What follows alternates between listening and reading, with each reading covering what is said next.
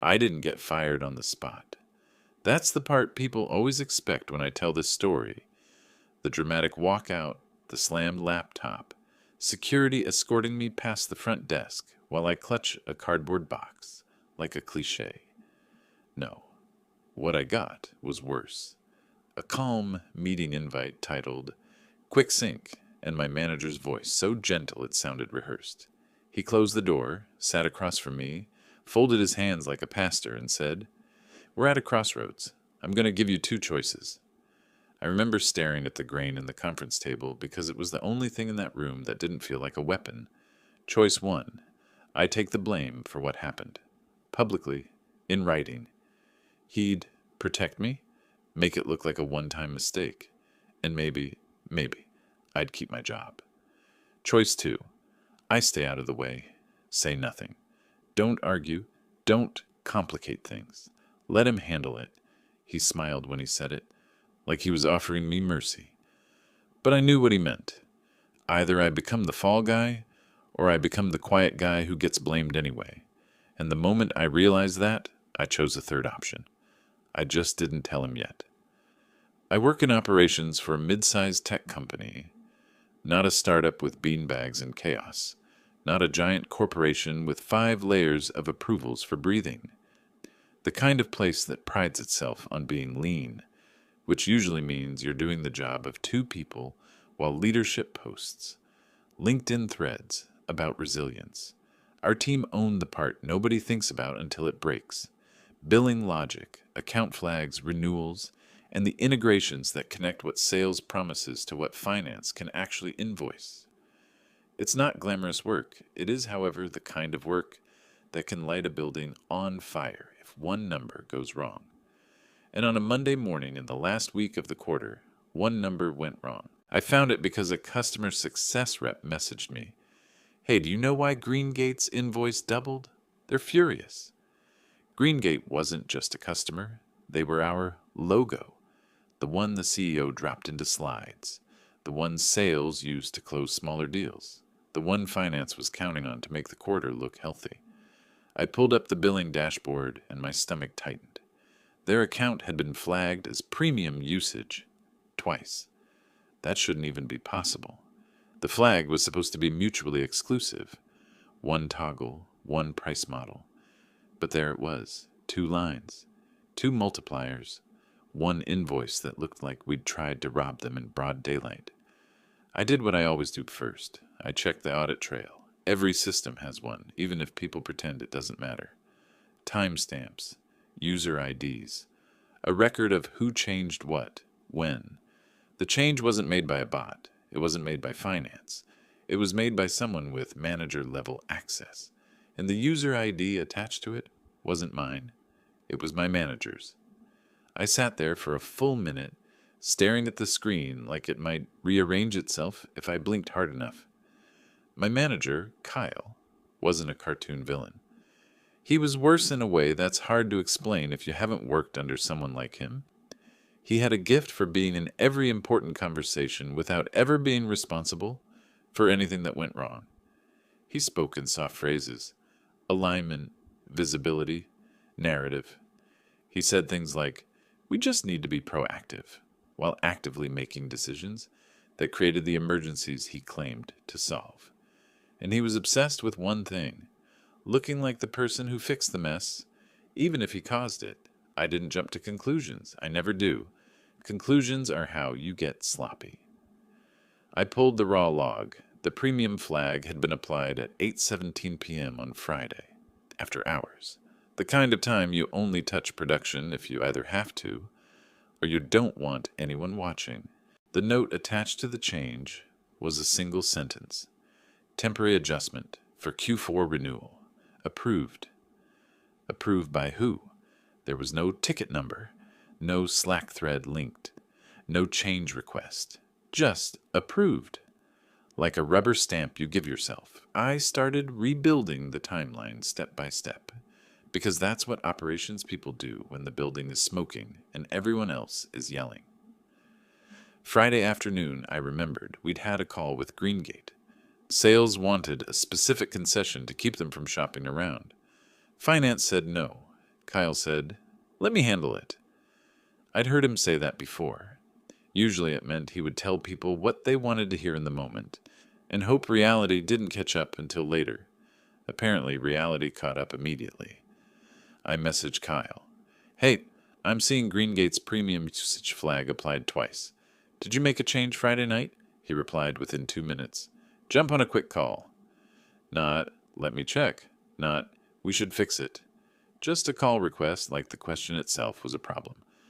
I joined, camera off. He sounded cheerful in that artificial way people do when they're trying to control the temperature of a room. "Yeah, so," he said, "Greengate is being dramatic. It's a billing display issue. Don't worry." "It's not just display," I said. "It's in the audit log. The system will charge them if we don't reverse it." A pause, the kind where you can hear someone swallowing a decision. "Okay," he said. "Here's what we're going to do. You're going to revert it and then write a quick summary for leadership about the incident. Keep it simple. Own it." There it was, not even subtle. "I didn't apply the flag," I said carefully. "Your ID did." He laughed, actually laughed, like I'd told a joke. "Come on," he said. "My ID is used for emergency access all the time." Could have been anyone. The point is, we need one voice. We can't have confusion. That was his style. Blur the edges until the truth looks like an opinion. I could feel my pulse in my ears, not rage, something colder, a kind of clarity. Because if he was willing to say "could have been anyone" on a recorded call, it meant he was already practicing the story. And the story didn't include me as a person. It included me as a buffer. I did revert the change, immediately, because the customer mattered and because I wasn't going to let my pride cost the company 6 figures in churn. The invoice corrected itself. The numbers went back to normal. Greengate stopped screaming for the moment. Then Kyle sent the calendar invite. Quick sync. 30 minutes. Private room. When I walked in, he already had his laptop open and a printed sheet in front of him, a timeline template we used for postmortems. That's when I knew this wasn't about fixing anything. It was about writing the official version. He didn't waste time. He didn't even pretend to ask what I found. "We need to close the loop before this escalates," he said. "Leadership is asking questions." He slid the printed timeline toward me. Under root cause, it already said, "Ops configuration error." Under owner, it already had my name. I looked up at him. "You already filled this out." He shrugged. "Draft. We'll refine it." Then he gave me the 2 choices like he was being generous. "If you take ownership," he said, "I can protect you. Mistakes happen. You're good at your job. People will respect you for stepping up. And if I don't?" I asked. His expression stayed calm, but his eyes sharpened. "Then don't get in the way," he said. "Let me handle leadership. Don't start pointing fingers, because if this turns into a blame game, it gets ugly for everyone." He said everyone, but his voice made it clear he meant me. I nodded slowly, like I was considering it, like I was compliant.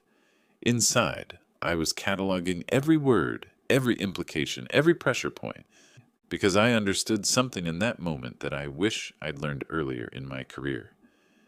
In an office, the first version of a story becomes the truth, unless you stop it. And Kyle had already started telling his version, so I smiled back and said, "Okay, I hear you." I took the printed sheet. I walked out. I went back to my desk. And instead of writing the confession he wanted, I opened a fresh document and started building the only thing that matters in a place like that.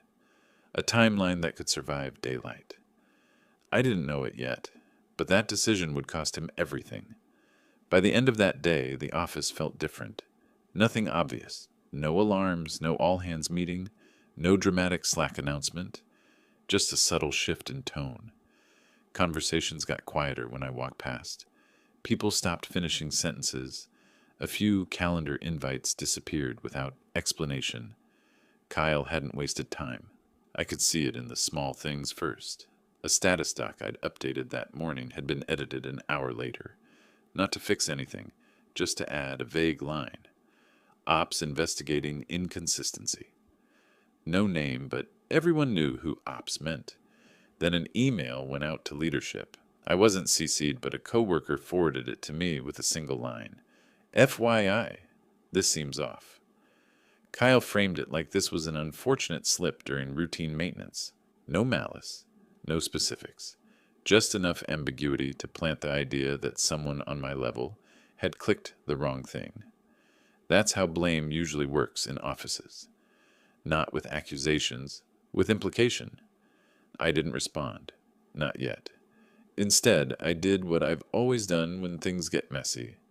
I slowed down and started documenting like my job depended on it.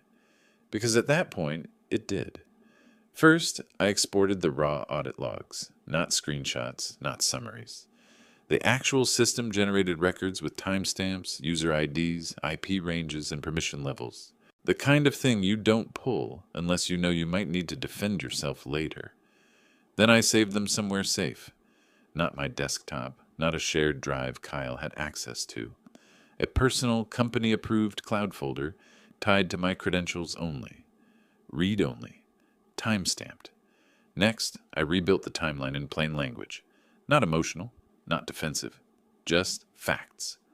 Friday, 3:12 p.m. Sales escalation call with Greengate. Friday, 4:01 p.m. Kyle says, "Let me handle it." Friday, 8:17 p.m. Premium usage flag applied twice via manager-level access. Monday, 9:06 a.m. Customer reports invoice discrepancy. Monday, 9:14 a.m. Issue confirmed in billing system. Monday, 9:27 a.m. Flag reverted. Invoice corrected. I included screenshots, log references, and system notes. I didn't highlight Kyle's name. I didn't need to. The data did that on its own. What I didn't do was send it to anyone yet. Because here's the thing people don't tell you. Facts alone don't protect you. Timing does. And Kyle was still talking. By Wednesday, I noticed he'd started looping in HR proactively. I know this because an HR business partner I'd worked with before, Jenna, messaged me. "Hey, can you chat later? Just want to understand the Greengate situation from your perspective." That sentence told me everything. He was laying groundwork. I agreed to the meeting, but I didn't bring my documents. Not physically, not digitally. I went in empty-handed and calm. Jenna asked open-ended questions. How did I find the issue? What steps did I take? Was I under pressure? I answered honestly, but carefully. I didn't accuse. I didn't speculate. I stuck to my actions. At the end, she said, "Okay, that helps." Not reassuring, not threatening, neutral. But when I left, I noticed something else.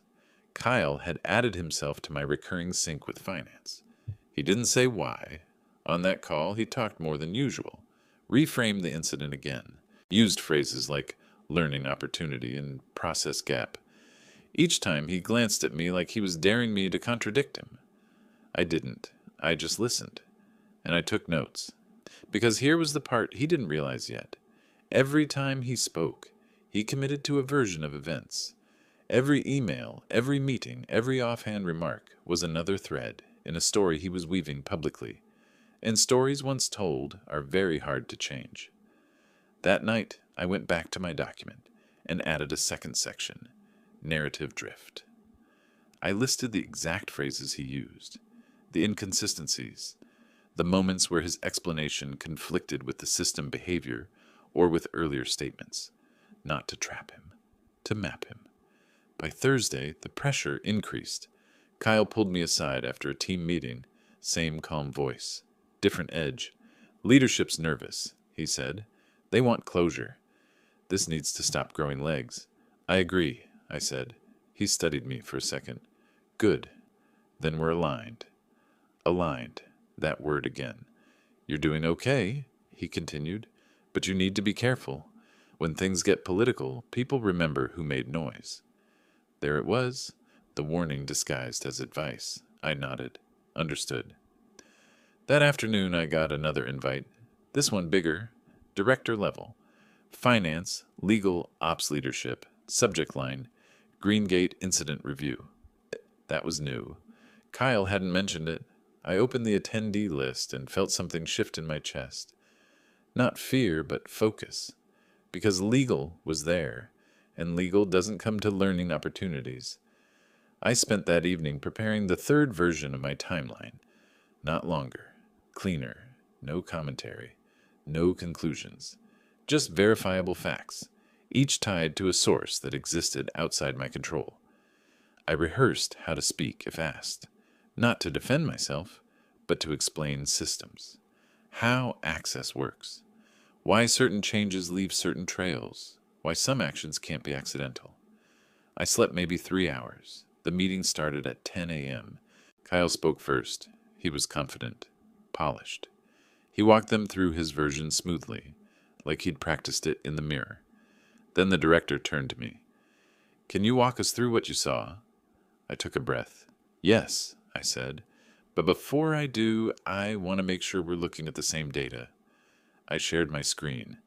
The audit log filled the room. Timestamps, user IDs, permissions, no opinions, no tone. Just reality, projected at full resolution. The room went quiet. In that way, that means something has gone wrong. Not for me. Kyle didn't interrupt. He couldn't. And for the first time since this started, I saw it on his face. Not anger. Calculation failing. The silence after I shared my screen lasted longer than it should have. Not awkward, not confused. Heavy. The legal counsel leaned forward slightly, eyes fixed on the audit log. Finance stopped typing. The director didn't look at me. He looked at Kyle. Kyle cleared his throat.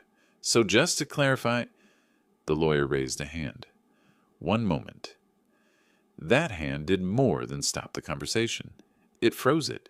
She asked me to zoom in on the user ID, then the permission level, then the timestamp. She didn't ask why anything happened. She didn't need to. Lawyers don't ask why until they know what. "Is this system immutable?" she asked. "Yes," I said. "Logs are append only. They can't be edited or overwritten. Even admins can't change past entries." "Good," she said. "And who has access to apply that flag?" I answered calmly. "Manager-level roles and above. Individual contributors don't." Kyle shifted in his chair. The director finally spoke. "Kyle, is that accurate?" Kyle smiled, smaller now. "In general, yes, but like I said earlier, my credentials are sometimes used by—" "Who?" Legal asked. A beat. "Well, on-call engineers occasionally, for emergencies." "Do you have a ticket or record authorizing that access on Friday night?" she asked. Kyle glanced at me. Just for a second. "No," he said. "But that doesn't mean it didn't happen." Another pause. This one sharper. Finance cleared his throat. "If I can jump in, we rejected the concession on Friday. We didn't authorize a billing adjustment." The director nodded slowly. "Which means the change wasn't approved?" Kyle leaned forward. "Look, I was trying to protect the account. We were at risk of losing them. I made a judgment call." There it was. Not denial, not deflection. Admission, dressed as leadership. The lawyer didn't react. She just wrote something down. "And after the change caused a billing error," she said, "you instructed your report to take ownership?" Kyle opened his mouth, then closed it. I didn't speak. I didn't need to. The director exhaled. "Kyle, is that true?" Kyle straightened. "I asked him to help close the loop. We needed a single narrative." That word again. "Narrative," legal repeated, "not facts." The meeting ended 10 minutes later. No shouting, no verdict. Just a calm statement from the director. "We'll follow up individually." Kyle didn't look at me as we logged off. That afternoon, everything sped up. My access to production stayed intact. Kyle's didn't. An hour later, I got a message from IT. "Just confirming. Did you request temporary admin access for Kyle today?" "No," I replied. "Thanks," they said. That's what we thought. By the end of the day, Kyle was removed from all billing systems pending review. The next morning, HR called me in again. This time, legal was there too. They didn't ask me to explain. They asked me to confirm. Did I feel pressured to misrepresent facts? Had I been asked to take responsibility For actions I didn't perform? Yes, I said, repeatedly. They nodded, wrote, thanked me. When I left the room, my phone buzzed. Kyle, can we talk? Off the record, I stared at the message longer than I should have. Then I replied, anything you want to say should be said to HR. 3 dots appeared, disappeared. He never answered. By Friday, the story in the office had changed. Quietly, efficiently, the way corporate truths always do, the incident was now described as an unauthorized managerial action. The billing issue was self-reported and resolved by ops. My name appeared once, under mitigation. Kyle's didn't appear at all. That was the part that surprised me most. He wasn't publicly blamed. He was erased. The following Monday, his calendar went blank. No farewell meeting, no goodbye Slack. Just an auto response on his email. Out of office, indefinitely. I found out later he'd been put on administrative leave while legal assessed risk exposure. That phrase stuck with me, because risk exposure wasn't about the billing error. It was about what he'd almost convinced the company to do. Knowingly submit false documentation to leadership and potentially to a client. That kind of thing doesn't end with an apology. It ends with distance. People started talking to me again, normally, carefully, like I'd crossed an invisible line and survived. One coworker said quietly, I'm glad you didn't cave. Another said, I didn't think anyone could outlast him. But the strangest part? I didn't feel victorious. I felt empty, like adrenaline wearing off after a near miss. Because even though the chaos had peaked and the retaliation had landed where it belonged, I understood something new. I hadn't beaten Kyle. I just refused to disappear for him. They thought I was gone. I wasn't. The week after Kyle disappeared was quieter than I expected. No announcements, no explanations. Just a subtle rebalancing of gravity, like a heavy object had been removed from the room, and everything else was still adjusting to the absence. On Tuesday, the director asked me to join a one-on-one. Not urgent, not tense. Just a calendar block with a neutral title. Check-in. When I sat down, he didn't open with praise or sympathy. He didn't mention Kyle at all. I want to talk about your role, he said, and what you want to do next. That caught me off guard more than the incident itself. He explained that legal had closed their review. No external exposure, no client disclosure required. Greengate had accepted the corrected invoice and an apology issued by leadership, not ops. The documentation you provided mattered, he said, not just for this situation, but for how we handle risk going forward. Then he slid a document across the table. It wasn't a reprimand. It was an offer, a lateral move on paper. New title, different reporting line, but with one critical difference. My new manager would be the director himself, temporarily, until they filled the gap Kyle left behind. I won't pretend this wasn't stressful, he added, but you handled it the right way. You protected the company without burning it down. I didn't answer right away. I asked for a day. That evening I went home and opened my laptop, not to review logs or timelines, but to look at my resume for the first time in months. I realized something uncomfortable. I wasn't afraid anymore, not of losing my job, not of being misrepresented, not of being quietly erased. The worst thing that could have happened already had, and I was still standing. The next morning I accepted the role, not because it felt like a win, because it felt clean. Over the next few weeks, the office settled into a new rhythm. Processes were tightened. Emergency access policies were rewritten.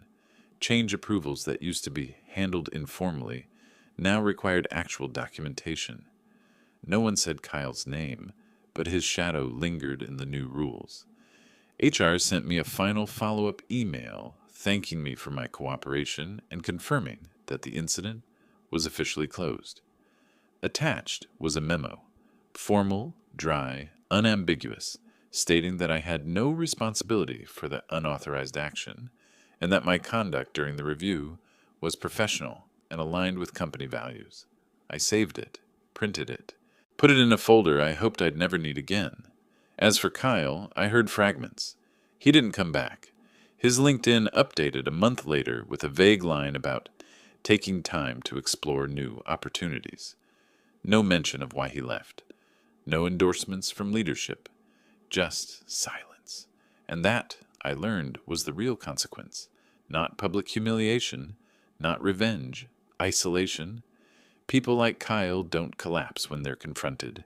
They collapse when the systems they rely on stop bending for them. One afternoon, a junior analyst stopped by my desk. "I hope this isn't weird," he said, "but how did you know what to do?" I thought about it for a second. "I didn't," I said. "I just knew what not to do." He nodded like that meant something. It did.